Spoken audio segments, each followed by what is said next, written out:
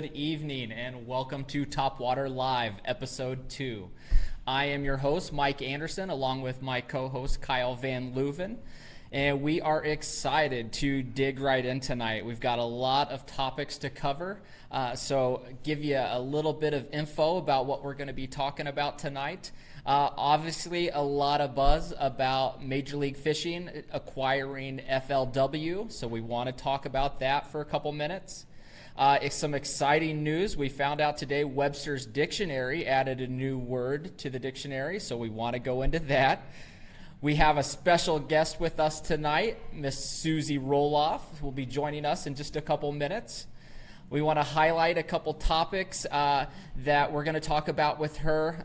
One, her recent trip down to Missouri. We'll find out what that was all about, how her career has shaped over the last couple years, and how she's been able to really build herself up into one of the best kayak fishing women in the country. So super exciting stuff to talk about with Susie. Of course, we want to go into our giveaway with Berkeley tonight. We've got some nice prizes to pass to our viewers tonight. Definitely give our viewers that chance to get their name in the hat for that Pfluger President Reel, which is super nice. Again, we're going to talk about the Trail Series format. We want to talk about the League Series updates and the Michigan Kayak Trail update. So, Kyle, thanks for joining us again tonight. Super excited to start episode 2. Absolutely excited to be here. Happy to make this happen. And just a reminder to anyone out there interested in posting up questions, whether you have questions about Michigan Kayak Trail, Topwater Trail, any of the stuff that we've got going on, or if you have general fishing questions or anything like that you want to throw out there, feel free to do so. Just post that into the chat. And we're broadcasting live tonight to the Topwater group and also the Michigan Kayak Trail group. But most of the questions and stuff that we're going to be looking for in giveaways will be through the Topwater group because I can't monitor both of them. So if you want to join in on the conversation, jump over to the Topwater Trail Series group, and that is going to be the place to ask questions and everything from there. So Awesome. All right. Sounds exciting. Ready to jump into some news? Yeah, let's check out the news for today. So yeah, a couple good things going on this week, or big things. I guess it's going to be up to you whether you decide it's good or not. But the first one we'll talk about in just a moment here is the MLF buying FLW. So that's definitely going to be some big change to some of the high level and some of the more accessible lower levels of fishing. Yeah, absolutely. And then some other news, something I found kind of interesting that I pulled up today is actually Webster's Dictionary came out with a new word today, which is pretty interesting. They'll occasionally do this now and then. Usually see it on the news or something in the morning. A lot of times it's a slang word, but came out with a new verb called pieting. So Pieting. Yeah.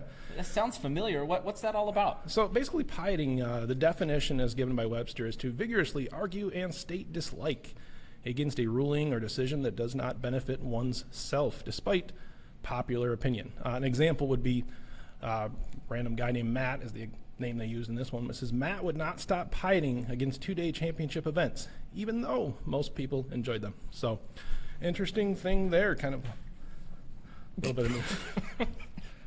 Sorry, I couldn't keep a straight face. That's exciting news. It's serious news, Michael. Exciting news. Webster is on top of their game, always increasing our vocab. Pieting added to the new vocab this year. Absolutely. All right, so talking FLW, MLF, obviously MLF purchased, or it is made the commitment to purchase FLW coming up here in the coming weeks. It's got a lot of changes. Number one, obviously this is more Bass Boat World stuff, but in the last year, FLW and KBF partnered to bring us a couple events. One actually that Bogey won down on Nickajack, I think it was. So pretty interesting stuff there.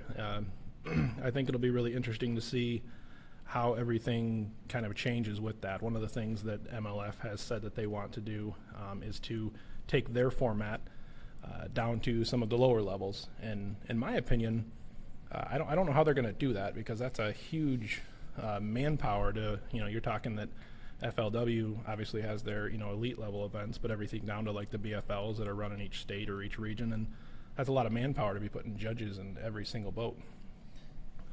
Yeah, I think that's going to be pretty difficult to get right off the ground. Not quite sure how they're going to manage that or what their plan is there. I know a couple days ago we posted this topic up for discussion on the Topwater Trail Series Facebook page. And right out of the gate, we had some pretty strong opinions either way, whether this was a good idea or a bad idea. A couple people said right out of the gate, bad idea. When asked to expand, they're talking about maybe it ended up diminishing into nothing because it won't let MLF shine. So it can go back and forth. I think we just really have to sit back and see what Major League's plan is for this and see what they're going to come up with for the acquisition of FLW and how they're going to incorporate that into what they were already doing. A lot of people seem to like it, though. Giving the amateurs a chance to shine is something the FLW really did well. So it would be nice to see that continue. Like I said, it's just something we're going to have to sit back and see. Yeah, I think it's going to be interesting. Obviously, they want to bring that format to some of the smaller levels like the BFLs and the CASAs and stuff like that. And, I don't know whether it's possible to do that, but it'll be interesting to see what they're going to, try and do. I think the cool thing about it is that, the biggest thing for our sport is bringing in sponsors and advertising dollars, and that's a big thing as a kayak fishing community that we struggle with a little bit because there's just not those reasons for some of these. I mean, obviously there is on a trail series, but for some of these anglers getting out there to be able to have the events, covered by sponsorship dollars rather than only being covered by, entry fees, well, MLF has been able to do that. So the reason they've been able to do that is by taking their format and making it into a format where it is, able to be showed on television and can have that interest. So I think we'll see a lot of exciting stuff. I think that we'll see MLF kind of go the 5-fish limit way on some things, but bring their, television broadcasting capabilities to it. And then I also think we'll see some of the BFLs and other events, go that way as well. So yeah, I think absolutely. It'll be pretty interesting. So that is it for the news for this week. And I will turn it over to you. It looks like we have a guest coming on with us today. We do. A very special guest joins us tonight, Miss Susie Roloff, all the way from Pekin, Illinois. Thank you so much, Susie, for joining us tonight. Thanks, guys, for having me. Absolutely. Well, we are excited and honored to have someone with your fishing stature join us tonight on the podcast. Susie, like I said earlier in the intro, is one of the country's leading fisher women in today's kayak fishing sport. A veteran of the sport, she competes in events all over the country, competing in charity work, giving speeches on safety. The list can go on and on for how involved she is in the sport of kayak fishing. I can go on and on regarding your tournament experience. Anybody can go on and check out Tourney X and see how many tournaments you've competed in. But what really stuck out with that stat is how many top 10 finishes you have and the amount of tournaments that you competed in. You are on your game. So congratulations to you. A little bit of Susie's background as sponsorships as well. Currently an active team member as of recently to the Hobie fishing team. Congratulations on that new team membership. That's super exciting. Thank you. Yeah, absolutely. As well as many others, Kistler Rods is a huge sponsor of yours, Excalibur Seasonings, She Angler Custom Baits. You have your own podcast segment, Adventures with Outdoor Woman on the Paddle and Fin podcast. So that's super cool. I've been able to tune in and listen to that. That's exciting. And you're also a published author in Kayak Angler Magazine. That is pretty cool. Not necessarily an author, but they did an article on me back in the spring. So, they had reached out to, I believe it was Kayak Bass League, Alan Wiedmeyer, and they had asked him, who they thought could be featured in the magazine as like an upcoming angler or pronounced angler and whatnot, and he nominated me. So that's they awesome. asked me they asked me some questions and submitted some photos and a little bit of a biography, and it came out. I think it was like April or May or something like that. So that was really awesome. That's very cool. Anytime you can get published, that's pretty cool. I still get jazzed about that kind of stuff. Oh yeah. Well, I want to go into your podcast segment with Paddle and Finn called Adventures with the Outdoor Woman. How did that all come about? So it was on my second interview with them, and after we had gotten done talking on our episode, they're like, so we want to ask you, would you be interested in doing your own podcast? And I was like, what?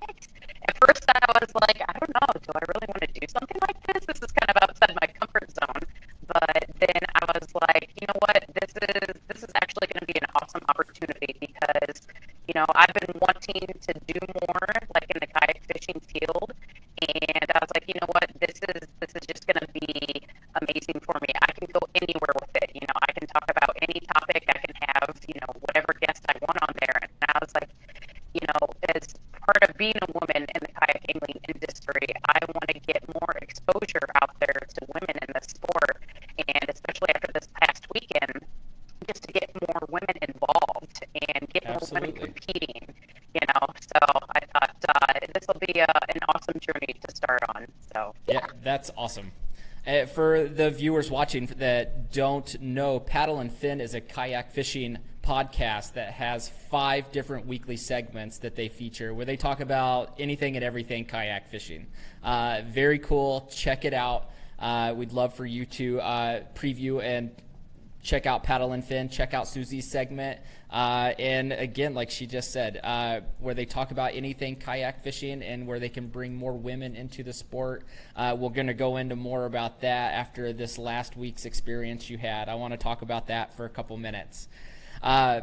Now, last week was the first ever gathering of the Worldwide Women's Fishing Federation down in Missouri. I followed you on Facebook. I thought that was super cool.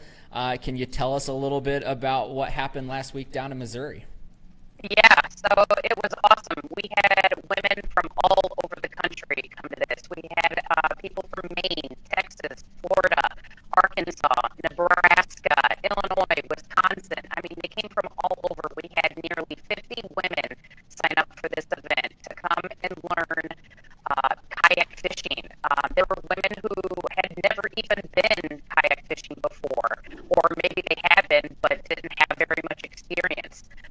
We taught them from basics to learning casting methods to how to read a fish finder graph. And it was just so unbelievably amazing to connect with all these different women from all these different walks of life. We even had a lady on there, her name's Nicole, from Maryland, who had a vision impairment, who, you know, made it work so that she could be out there and be part of this experience. So that was amazing for one thing. And just connecting with each other and learning about, you know, all the other struggles that they have dealt with. Just trying to get involved with the kayak fishing industry. You know, a lot of fear that women had was just intimidation. You know, this is a very male-dominated sport. So when they think about competing in a tournament, they're just like, oh no, I don't think I got what it takes. You know, it's all guys. They're gonna think I'm weird, or what if I ask a stupid question? They're gonna think weird of me. And you know, it was all about just, you know, empowering them and giving them the courage to, you know, get out there, try something new, and it just. It was awesome because on, let's see here, Saturday or Sunday, there was a class on crankbait techniques where they got to watch and learn firsthand just how to throw a crankbait or other lures and jigs and how to reel in different techniques. And I sent somebody out my kayak because I wanted to make sure that everybody got a firsthand experience. And I stepped back and there was close to 30 kayaks out on the water, and it was all women. And I was just like, this is awesome. Amazing. That is super amazing. Cool. How can more women find out more information about the WWFF and help participate at maybe the next event? Or do you guys have anything planned for the future? Oh my gosh, yeah. We already been talking about it even before the event took place because originally they had about 50 women sign up, and because of that many women for a first time event, they got overwhelmed and were like, okay, we can't handle more than 50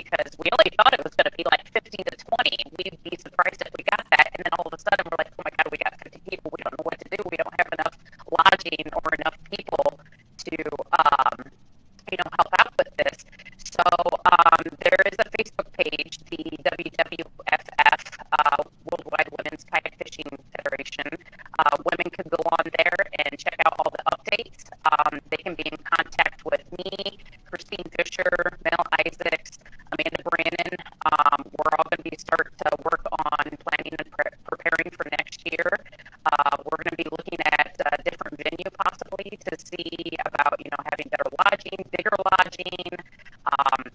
And they worked with the Missouri Visitors Bureau to help sponsor a bonafide sponsored by giving away a kayak, Kirko paddles, Kistler, or not Kistler, I'm sorry, St. Croix rods, Shingler Custom Base. There's a lot of sponsors for this event, so it was just awesome. And, we were also saying that we know that there's probably more sponsors who'd like to get involved with this as well, and they can be in contact with us as well. And the more help and the more awesomeness we have for this to make it even better for next year would just be awesome. Please feel free to share that Facebook page on the Topwater Trail Series site. We would love to help share that information and get more women out active in the sport of kayak fishing. I think that's fantastic. That sounds like a very, very cool organization to be a part of. So anything we can do to help spread that word and get more people active in the sport, we'd love to help out. Good deal. And now, it was a free event too. Oh, what was that? It was a free event too. So I think that was a big part of why it was successful. Yes. Yep. That's pretty cool. And 50 women to come out first time, that's amazing. That's great participation. So hopefully you guys can help continue to grow participation, get more women comfortable in the sport.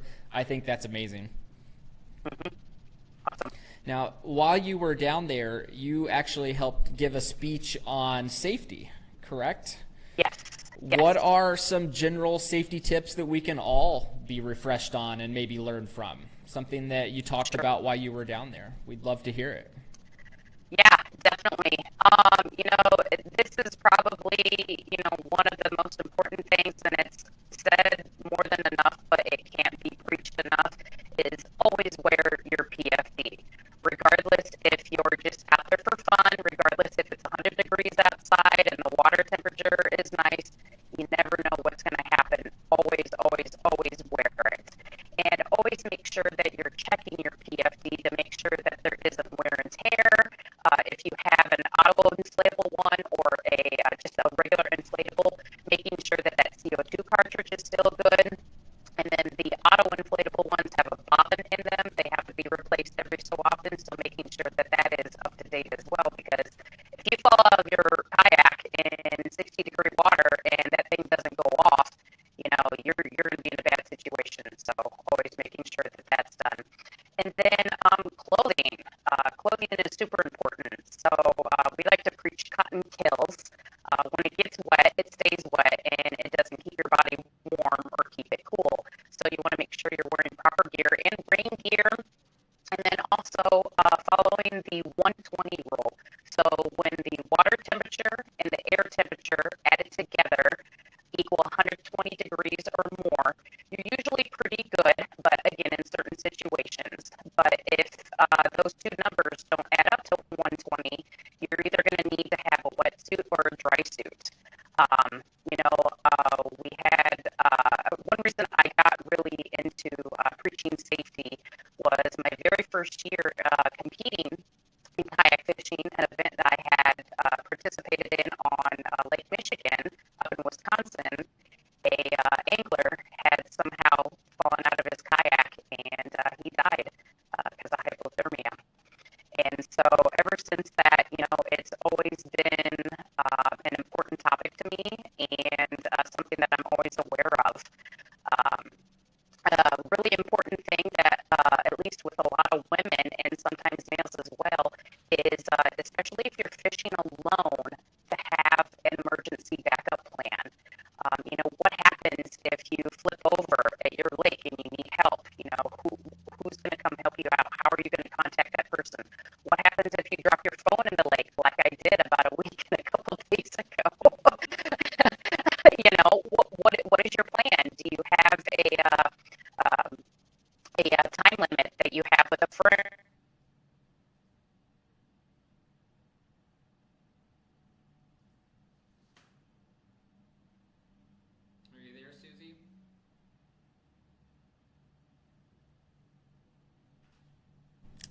I think maybe we had some technical difficulties. I think we may have lost Susie. See if we can get her back.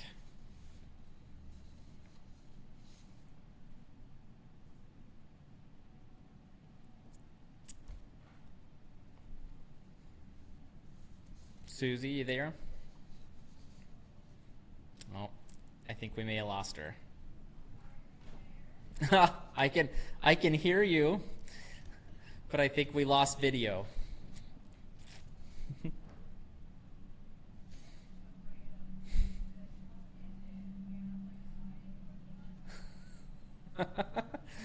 Technology's awesome. Well, Kyle says he's given me the thumbs up. We can hear each other fine. I don't have a video of you anymore on our live feed, so we can continue. I just have a couple other things I'd like to talk to you about, so maybe video will come back here shortly, but at least our viewers can hear. Now, I know this year you were able to make it to Michigan a handful of times and able to participate in some MKT events. Yes. Have you seen the MKT schedule for 2020, and are you going to make a comeback next year? Oh my God, yes. I've seen the events for next year, and I've already got them on my calendar. I can tell you right now that I am super stoked for the events, and I am super excited for Lake St. Clair, baby. Lake St. Clair is huge, and you fished there last year with KBF on the KBF trail, right? Yep, I sure did. Now, I know this year, right out of the gate at Gull Lake, you hit the leaderboard pretty strong and qualified for the national championship right out of the gate. I sure did, and it was a kind of a tough day for me because oh my gosh, it was horrible for everybody. right, it was cold and windy. My fingers were frozen. Yeah, it was freezing cold. Yeah, and so I was up there in the leaderboard, but I didn't really know what place I was in for quite a while because me in tournaments, I don't like to look at the leaderboards until I have about an hour left just because I like to stay off social media so I don't psych myself out. And I had just lost a fish, so I was retying, and I had my rod sitting on my kayak kind of weird, and I knocked it out of the boat, and I was like, oh my God. But that'll luckily, ruin a day pretty quick. Yeah, but luckily, I was sitting right off the dock, and I could see it. So I spent 15 minutes fishing for it, and luckily I got to pull it back up. I was like, oh my gosh, thank goodness.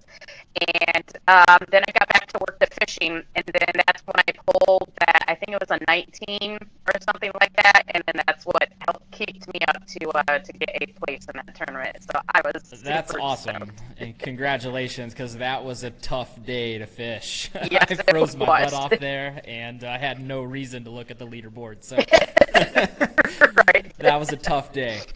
And while you were at Lake St. Clair this year, a new personal best, right? Oh my God! It was, I mean, in a good way and a bad way. It was during pre-fishing, but I didn't care. Yeah. It was on that Friday, and I was out there pre-fishing. It was about 9 or 10 o'clock, and I was throwing a jerk bait, and oh my God, that thing hit, and I reeled it in and put it on my catch board, and I was like, holy crap, this is a big fish. And I had a scale at the time too, but I don't know how accurate it was. It was a new scale I just got. It was a cheap Bass Pro one, but it said like 6 point something. So I was just like, holy crap, this is a big fish. So yeah, it was amazing. And then the tournament day, I did pretty decent as well. I think I got 15th place out of like 90 some, I think that's competed for St. Clair for KBF. So not too horrible. But I caught a lot of fish that day. I caught a lot of bass that day too, and a huge catfish as well. I caught on tournament day. I thought I hooked into a monkey, and I brought it up, and I was like, "What the hell is this? This is a darn catfish." So You gotta love Lake St. Clair, full of surprises in that big body of water. Oh yeah. Well, Susie, what is the most important piece of equipment on your kayak? Oh man. Put you on the spot. Right. My most important piece of equipment is, man, I mean, I have a lot of important ones. say my differentiator because it's not just for seeing fish and structure, it's also for navigation and water temperature and layout of the lake as well.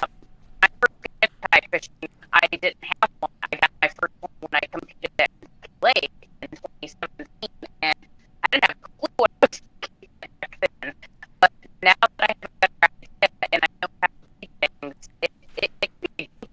Yeah, absolutely. It's definitely your eyes under the water. Huge game changer. Yes. Now, for those of you that participated in a Topwater event this season, your fish was 99% probably judged by Susie. Now, seeing all of these submissions coming off the Topwater Trail this year, what are some things that surprised you that you saw being submitted? Maybe some tips or do's and don'ts of submitting those fish? What are some things that can help our guys going into next season with submitting those fish? Most definitely, it is a great question. But after my second research team, I noticed that a lot of people have very dirty measuring boards, and some of them were kind of hard to read, like maybe lines rub off on them, or maybe there was some scum or smudge on it. So I was there and was like, hey guys, even for big fish on the measuring boards, or we want to get at the end of the season. So You can say Steve Galloway, Kyle Evans, wash your measuring board, please, because we can't see those pictures. yeah, pretty much. And then, also, when they're in the tournament, take your time when taking pictures. Keep your fish on the leash of the net, because you want to make sure that your identifier isn't clear. That's actually in the picture as well. There were times where the fish was really good, but only like one number of the identifier was shown. I was like, man, I gotta keep that. Gotta do it. Yep. That's the rules. Yep. Exactly. So keep the board clean. Put the fish on a leash or net. Let it calm down for a second. Make sure your identifier is nice and clear. No glare from the sunlight or anything shining on it. Good tips. Yep. Definitely.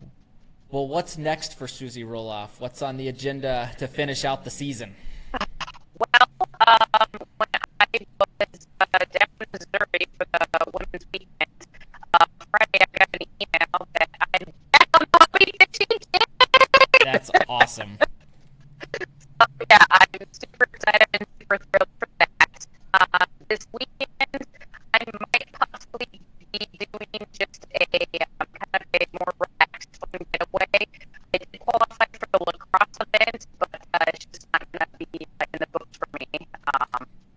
Whatnot. But might do a little fun relaxed weekend, trout fishing, but it kind of depends on the weather.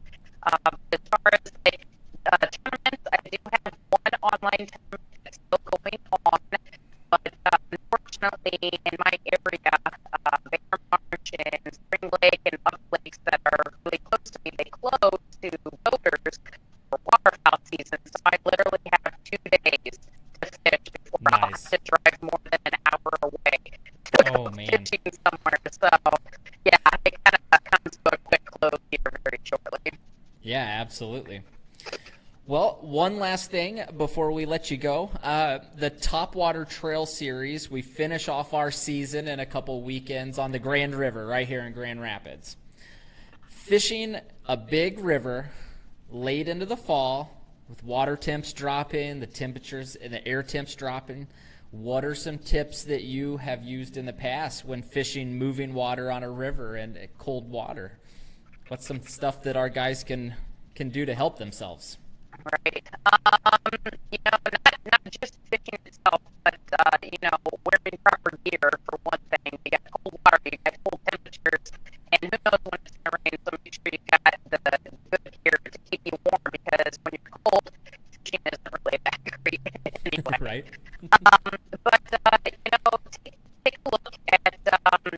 Take a look at water levels. Has it been raining a lot? Has it not been raining a lot? Look to see how those have been changing, and just kind of you're seeing. Crankbaits are good, jerk baits, maybe even some soft plastic creatures too. Just take your time and always keep your eye out when you're messing with stuff on your boat, because sometimes you look up and don't realize where the current has taken you, and your rods are in a tree. That happened to me on the Grand River this year. So, yeah. Good advice. Well, Susie, I can't thank you enough for joining us tonight. I really appreciate it. Thank you for all the information. Please, like I said, feel free to share the Facebook page to the WWFF on the Topwater Trail Series page. We would love to help share that information and get as many women out on the water as possible. I think that's fantastic. Good luck on the rest of your season, and we look forward to talking to you soon. All right. Thank you so much, guys. It's been a pleasure. Thanks for having me. And yeah, I look forward to more stuff in the future. Absolutely. Thank you so much, Susie. All right. Thank you. All right. Have a good night. Mm-hmm.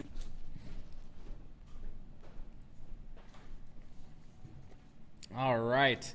That was awesome. Again, Susie, I can't thank you enough for joining us tonight. Susie's background in kayak bass fishing covers so much territory. She covers a ton of ground. She has some great sponsorships that are with her. The recent joining back with Team Hobie is amazing, so congrats again. But most importantly, it's her information that she's able to pass on. Like we talked about, her sharing the safety tips, bringing more women into the sport. That education for new anglers trying to join the sport of kayak fishing is huge. And we're also lucky to have people like Susie out there helping us further this sport. So I'd like to bring Kyle back into the frame right now. How's it going? It's going good. Sorry about that. Had to try and fix some tech issues, which I was not able to do, so it's all good. Sorry everyone about the audio that had a little bit of issues. We'll get that figured out. It's been a little bit crazy trying to get everything set up to make this happen, and that was one thing that well, we're fishermen, so right. This is only episode 2, so baby steps, right. We'll get this figured out. Absolutely. First time I've used one of these computer things. So, but yeah, no, it's going really well. I had a little bit of audio trouble there, so I apologize with that. But happy to be back on. Matt Elliott showed up, and him and I shotgunned a few beers in the parking lot. So that happens when he's around. Right. Yep. That's how. I'm surprised you're back. All right. Sorry, Matt. Love you. All right. So, great interview with Susie. Glad to have her on. Absolutely. She has been fantastic, not only for us, obviously helping us out, but for the sport. And I know Mike brought it up that she obviously handled judging a lot of our tournaments, and it was really cool because, there's people that love to help out, and obviously you always appreciate any help you can get, but it would be, 10 a.m. Tuesday morning, I'd be still trying to get the coffee going, figure everything out, and I'd get a message that, hey, I'm available to judge tonight, and, how awesome is that when you don't have to go out and even ask, because absolutely. You feel guilty trying to ask somebody to do the same thing over again, and obviously you can't compensate them or anything, and how – we wouldn't have been able to do it this year without that help. No, having someone with, again, her stature in the sport, judging all of our angler submissions, it's that safe feeling, knowing that somebody is judging these fish the right way. And if there's an issue, it's going to be handled the right way. Yep. We felt confident in allowing her to take the reins, run with all of our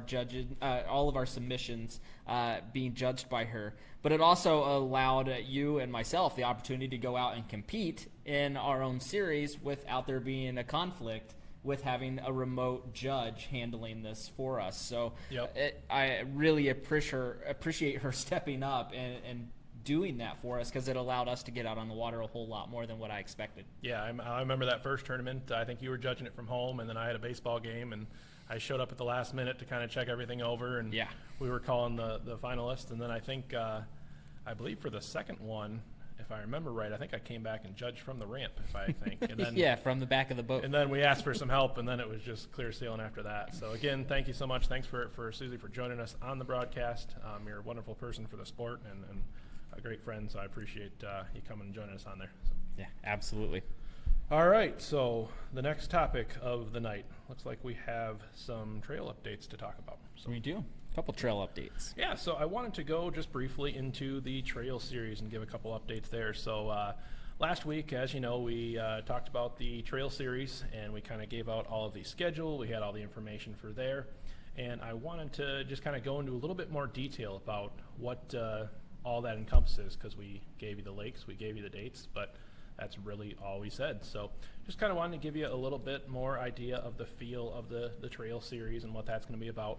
Basically, it's going to kind of be similar to what we have scheduled this year for our Grand Rapids, our Grand River event, that's coming up at the end of this month. And on that note, if you haven't gotten signed up, make sure that you do. It's the 27th of this month? Sunday the 27th. Sunday the 27th. So make sure you get signed up. It's going to be a fun event. Probably the last one you're going to see in Michigan or anywhere around here for the year. Come on out and have a good time. And so just to kind of give you an idea, that's going to be similar to the format of our trail series for next year. Every single one of them is a Sunday event. They're going to be roughly 5 hours long, so they all will be morning events, roughly 5 hours long, so a little bit longer than the night events, but shorter than some of the 8-hour events, so it still gives you a chance to get out and enjoy the rest of your day.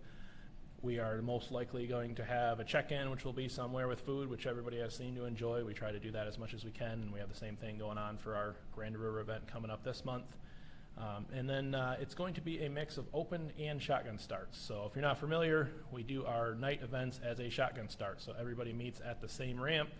We all fire off at the same time with a very limited amount of time to get to where we're going.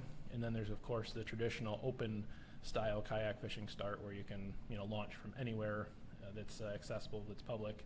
So it's going to be a mix of both of those. So there's going to be some where we will all meet from the same office or same launch, and there's going to be some that you'll be able to launch from anywhere. So it'll be a little bit different, but that's kind of an idea of the trail series for this year. And moving on from there, I wanted to talk a little bit about what do you guys think of the open series or open start versus the shotgun start. Mike, what are your thoughts? I personally like the shotgun start. I like, one, being able to have that camaraderie with everybody around the same launch, being able to talk bull crap, see what everybody's using. Everybody likes to share, and talk about fishing. We're all friends in this league, and it also gives us the opportunity to welcome any of the new anglers that are showing up, and maybe it's their first tournament, so we get to be there with them, help them, guide them.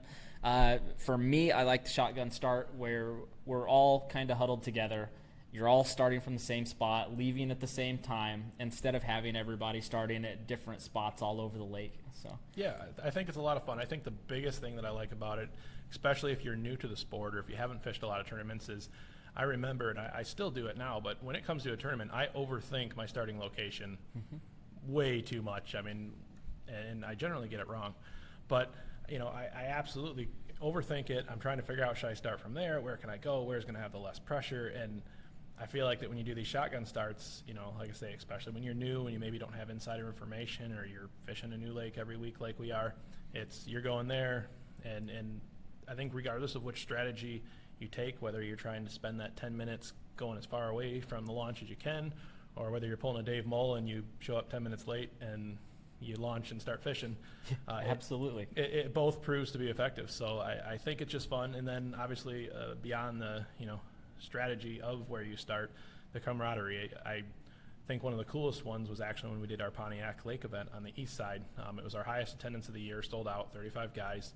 And you're all launching from kind of this little, I don't know if it's necessarily a canal, but kind of like a little side area. Right. And it was cool because you're all funneled, bottleneck to go out this little area. There's 35 guys all, It looked like an armada of kayak fishermen heading out into Pontiac Lake. It was pretty cool. Yeah, somewhere there's some cool pictures of that. And it was really neat. It was cool to have everybody in there.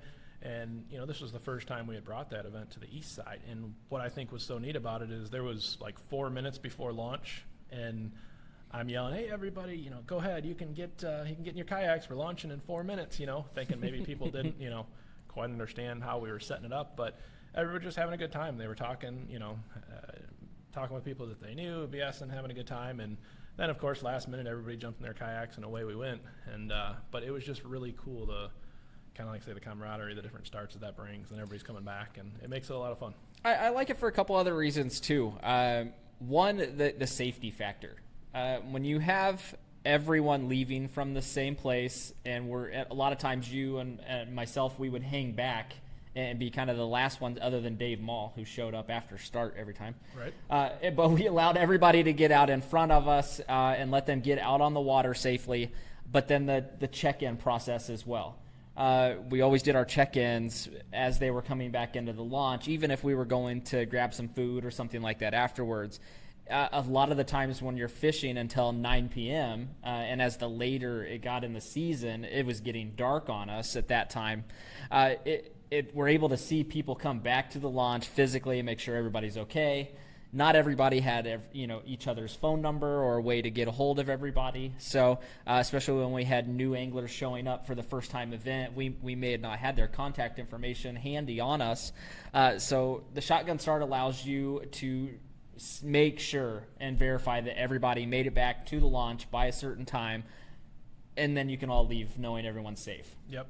Yeah. Without that, having people leaving unless you're checking in at a location offsite, but you may not have that check-in time until an hour after fishing time stops.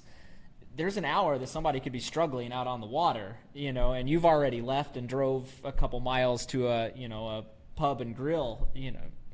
They could be in trouble and you're already gone. So I like the safety factor of the shotgun start in that type of check-in. So. Absolutely. And we had some pretty rough weather on a couple of the events that we had. So it seemed like it was all in a few weeks. Like there was 3 weeks where we just had absolutely crazy, horrible weather. And then after that, it was fine. But yeah, we had some crazy weather for a couple of those. All right. So moving forward, before I do, the next thing we're going to talk about is a couple league series updates. But before I do, we had Susie on and thanked her for all the help that she's given us. I wanted to say a special thanks to our special guest from last week, Grant, who has jumped in, and even though he said I can call him Grant the intern, I'm refusing to do so. But he's got a camera aimed at him back there. I don't know if he turns it on. He probably doesn't want to. There we go.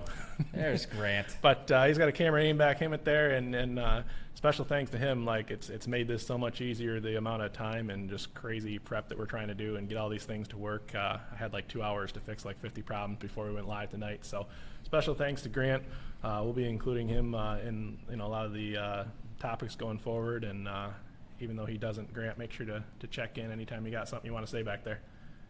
I'll be sure to do that. Maybe not. Man of few words. Dynamite drop in, Grant. Broadcast school's paying off. All right. So we are talking league series updates. So these are the weeknighters. And last week we hinted at the names of them. We threw that up there. But we're going to give you out a few more details tonight. So first thing that we are going to talk about tonight is the start dates and the nights of the week that they are going to be. So as we've talked about before, we have 4 different divisions across the state, and the start dates are going to be May 5th and May 6th. So we're going to have a Cinco de Mayo start date for that one. Should be some fun. Please wait until after you're finished fishing, Matt Elliott, to start your Cinco de Mayo celebration. Isn't that Elliot? Not we haven't banned him yet. Please get back to the landing safely first. All right, so going back to that, we have Tuesdays and Wednesdays coming up for the 2020 year. Tuesday series is going to be the Roots division, which is the original division that we had. That's the one that's kind of based around the Grand Rapids area. And then that's also going to be the Tri-Cities, which is going to be our division up in the Saginaw area, Bay City, kind of that, Tri-Cities that are up there. And then Wednesday night is going to be the Lakeshore division, which is going to be sponsored by Water Dog Outfitters, basically going to kind of be northwest of Grand Rapids. I'm not going to start shouting out the lakes that we're going to hit, but anything kind of along the lakeshore up there, which is where the name comes from. Grand River and north a little ways, so kind of give you an idea there. And then the last one, of course, is our Huron, which is our Southeast division, which I think is going to kind of give the others a run for their money as far as the amount of guys coming out to it. That one, I would say, I guess the easy way to describe it is kind of be Oakland County and surrounding, but that one will be on Wednesdays. So the Lakeshore division and the Tri-Cities division are going to be 8 weeks, but they're going to be every other week. So they'll start on the 5th or the 6th, and they will be every other week for 8 tournaments total. The other ones will run a total of 15 tournaments, and they will be every single week starting the 5th or the 6th. So as soon as May rolls around, weeknights, come on out, have some fun. those ones will stick at $30 per tournament, and we'll run about 3 hours or as long as we can go before dark hits. But I think we only had to limit a couple towards the end of the year.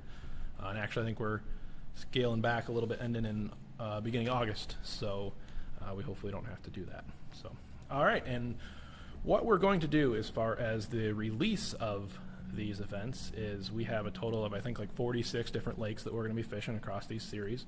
And we're basically going to throw a couple of them out there every broadcast. And a lot of them are going to be guests that we're going to have on that are going to be tournament directors or guys that have fished those series. And we're going to give out a few of them each show. So make sure to jump on, check into that.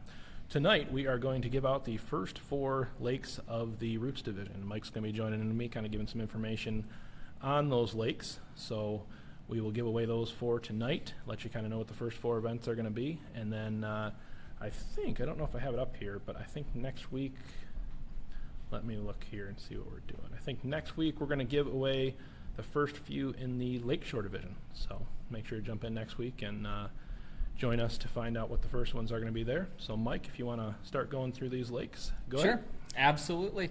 Starting on May 5th in the Roots Division, they're going to start out on Gun Lake. Gun Lake, located mostly in Berry County with some southwestern tip into Allegan County. Gun Lake is a cool lake. We were able to fish it this year with Topwater.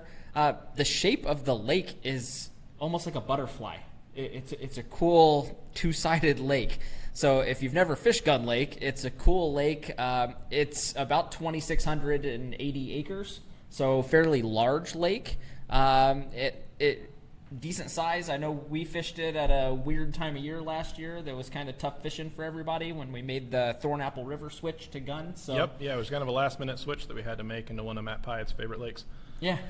So I was excited that the tournament directors for the Roots Division put this back on the schedule at a different time of year, give you another chance to get out there and see what you can do on Gun Lake. I think it'll be a fun lake. If I remember correctly, that was the one that we got hit by a thunderstorm. Pretty nasty one. I actually think I ended up going and pulling a blank there, but I think I ended up hanging out on somebody's front porch for a few minutes while that one went crazy, and then finally it cleared, and I tried to go out and catch a couple more fish. And that was one of those tournaments where I went as far as I possibly could away from the launch, and then I got hit by a thunderstorm. Yeah, like I did the exact later. same thing. I pedaled as far across the lake as I possibly could, and about the time I made it over there, it unleashed and had to seek refuge on the bank. And isn't this the one that Dave Mull and Matt Pyatt, I think they tied, or they were real close or something Pretty like close, that. if I remember right. Real close results. I think Dave Mull won this one, if I remember right. And, they were both crazy close in the score, and I think they only went like 50 yards from the ramp, both of them. So, all right, I'll quit talking. What's number 2? Lake number 2 for the Roots Division is Long Lake. Again, this is a lake that we fished on the Topwater Trail Series this year. We liked it a ton, so I'm super happy to see the TDs put it back on the schedule for stop number 2. That will take place on May 12th. For those of you that aren't familiar with Long Lake, since there's about 75 of them in the state of Michigan, this one is located in Ionia County. The lake itself is not a huge lake. It's only about 356 acres in size, but it does get fairly deep in some spots, up to about 57 feet. So, again, a cool lake. We had a ton of fun out there on Long Lake this year. It pulled some decent-sized fish for us while we were out there. Yeah, I think it did pretty well. It was a tough lake to fish, very shallow around the edges, which I think kind of threw a lot of people for a loop. Absolutely. I remember towards the end I was trying to get some type of kicker fish because I had a decent number, and I was like, all right, this is going to be one where I got to get one big fish, and I'm like, a lot of times I can find it underneath docks that time of year, and then I ended up getting my trolling motor and everything else all tied up with weeds because it's so darn shallow on the sides of that lake. But it definitely kind of changes things up, and we're hitting it a lot earlier this year, so that'll be interesting. Yeah, for sure. So, event number 3 in the Roots Division, Morrison Lake. Morrison Lake, again, we fished it earlier this year. A lot of people had fun out on Morrison. It presented some challenge for some people that time of year we were there. So seeing it on the schedule as early as it is on May 19th, I think that's going to be helpful for a lot of people. The lake, again, it's only about 325 acres in size. So, again, it's not huge body of water. It's pretty similar to Long Lake. So similar style of fishing. The edges are shallow like Long Lake is. So you can take back-to-back weeks and kind of put together the same game plan. And they're pretty close to each other, Long Lake and Morrison Lake.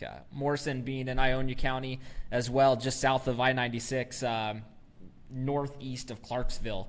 Not a huge body of water, only about 35 feet deep in a spot. So with Long Lake and Morrison being back-to-back, you can kind of formulate that same game plan, same general area of the state, back-to-back weeks. So that's pretty cool.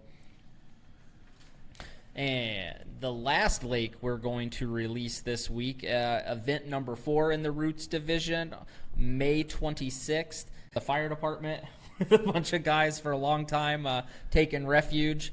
Hopefully this year treats us a little better weather-wise while we're out there, because I know some of the brave, like Tyler Massengale, stayed out on that one spot throughout the storm, and we just sat there shaking our heads at him, but I think he won that event. Yeah, he stuck through it and was able to get the win that night.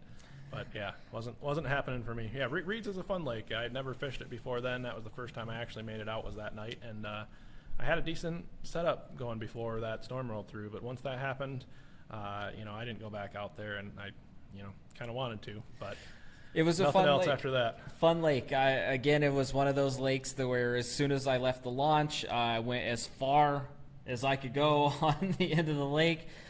Came in close encounter with a swan that wanted no part of me being over on that part of the lake.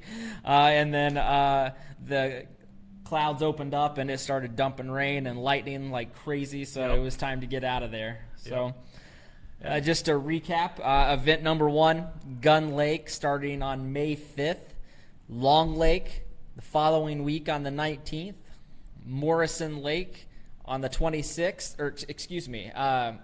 Gun Lake on the 5th, Long Lake on the 12th, Morrison on the 19th, with Reed's on the 26th. There we go. So 4 events in the month of May to start out the Roots season in that division.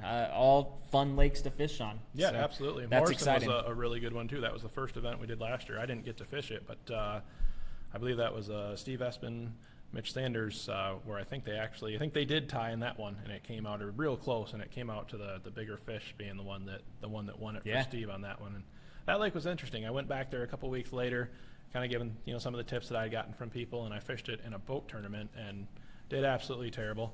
I'm like, oh, this lake's the worst. I can't stand it. And then I came back later in the year, and it was kind of right after that algae bloom happened, and it was pretty gross at that time. Like, it was hand sanitizer after for sure. you got off. It was pretty nasty, but caught a lot of fish, and a lot of the guys there were saying it's one of them lakes that can fish really well, even if they spray it, or even if it's where a lot of the other lakes aren't going to fish as well. That Morrison continues to fish well, and it wasn't one that I was super excited about at the beginning, but after getting a chance to get out there and do that, go out there again, it was an absolute blast, and I'm looking forward to hopefully being able to make that one. So moving on, we're just about to the end of our broadcast tonight. Thanks everyone for jumping in with us. Got a couple more things that we do want to go over, and then of course doing our nightly giveaway sponsored by Berkeley and Pier Fishing. Before we do that, though, I'll go through and check out some of the comments. Any questions anybody has, post them up, and we're going to get started with a couple things. First, I'm going to give some details for our giveaway on how you can enter to win that. And then while we're waiting for people to post up on that, I'll go through and jump on some of these comments. If you have a question or anything like that, post it up now. Now is the time. So talking about our giveaway, there's 2 things. First, whoever wins tonight, I'm actually going to do a couple of them, I think. Whoever wins tonight is going to get entered to win the Pfluger President XT, which we will give away the first show in November. And then I've got some line, I think a couple baits to toss out. And then, I don't know what else I can say. You're gonna be entered for that giveaway come November. So here's what we're going to do tonight. Remember that I know we're broadcasting on MKT and Topwater. Right now we only have one being watched, so if you want to enter the competition, you want to be a chance to win this, make sure you are on the Topwater group page. We'll get something better in the future so we can monitor both, but we're trying to keep it with just monitoring one for tonight. So if you want to be, have your questions looked at, entered that, make sure you are on the Topwater page. And what we're going to do for our thing tonight is I want people to post up the number of tournaments that we ran in the Topwater series this year, including, sorry, I worded that wrong, all the number of tournaments in the Topwater series and the number of tournaments that Michigan Kayak Trail ran. So all the ones that MKT ran, all of the ones that Topwater ran, not only in our weeknight series, but also in our fall series. And remember that we did not run the Go Lake kayak event because it was a little bit slow turnout that weekend, but we did run the boat event. So keep that in mind. I've got a couple prizes here to give out to the people that are able to get that number right. And then, of course, whoever does also gets a prize is going to be entered into the President XT drawing as well. And keep in mind that we're going to look at everything in the order that we see it. So if it doesn't show up on our screen the same way, there's nothing I can do about that. And if you just start mashing keys with every number you can think of, Facebook will actually delay what you put there in there. So keep that in mind, that you're better off to make a couple good guesses rather than just counting up from one. And going through the comments, I looked at a few. I think one of my favorite ones is by Mr. Matt Diesel, that if we get some White Claws over to Grant, that he might become a little more talkative. So. Sounds like that is the issue that we are having. Grant, is that what we need to do? Maybe. I think we're going to have to get on that costume Mr. Mullins posted up the other day as well. See if we can get that in the proper size. Be a mascot. We'll have to see about that. I'm not sure if I can squeeze into something quite that small, but I'll try. See, I think there's only one guy that likes White Claws more than Grant. Chris Blair. It's got to be Chris Blair. Over on the east side, that guy. He even had his own special identifier made for the last Topwater event. Right, special identifier. All right, guys, I'm seeing some numbers, but I am not seeing anything that is near high enough. So got to remember, MKT had 5 events. Topwater had 12 just in our trail series. And then we also had events in the fall series. So, and these are the ones that have ran so far. I'm not seeing guesses that are high enough. So get them up there, give it another couple minutes here, and Boom. Yep. All right. Diesel is the first one to guess it. So congrats, Matt Diesel. Also, he made some awesome suggestions for the White Claws. So it was a total of 21. Nice job, Diesel. And then I also have Don Roth, and I got one more if somebody wants to post that number up there. Copy and paste.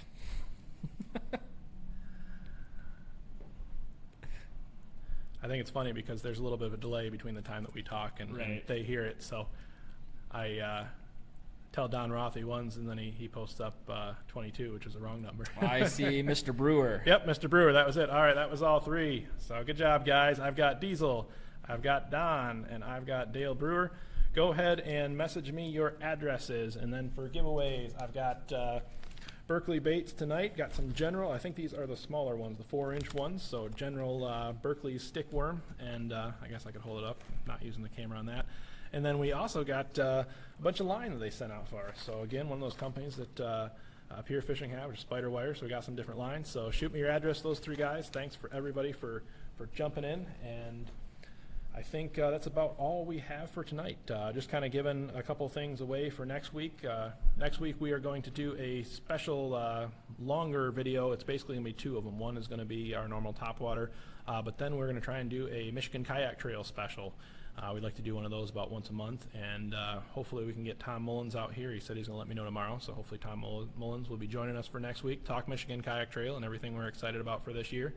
And then also, I believe our special guest for next week is no other than Mr. Matt Pyatt. We've been kind of burning him left and right, so he will get an opportunity to come and defend himself. Oh, you guys are in for a treat next week. Yeah, I think that we've got this big old line card up here that's, I don't know, a page long of everything we got talked about, and I think next week I'm just going to put Matt on it, and that'll be all. Well, we're just going to let him run with the show. Yeah. It's going to be the Matt Pyatt show next week. Right. It should be we better make sure we get him some White Claws so he talks. Otherwise, he'll be in one of his quiet moods and won't say anything. White Claws, some Busch Light. Yep, Busch Lattes. Maybe we made him a little bit too irritated. He's not going to come now. So, all right, guys. Thanks for everyone. Mike, thanks for doing the show with me, having me on. I appreciate it. And Absolutely. Anything else that you want to throw in there? Again, special thanks to Miss Susie Roloff for joining us tonight. Great interview. I had a lot of fun talking to you, picking your brain. So much information for you to share with our viewers and with, like we talked about earlier, with the new anglers joining the sport, getting new women participating in kayak fishing. That's an amazing thing for you to take on along with the other women of the WWFF. So thank you to Susie for joining us tonight. Thanks to Grant joining us again tonight, taking on a new role with the show. So I appreciate Kyle being here as well, and we'll see you guys next week. All right, sounds good. Thanks, everybody, and see you next week. Thank you.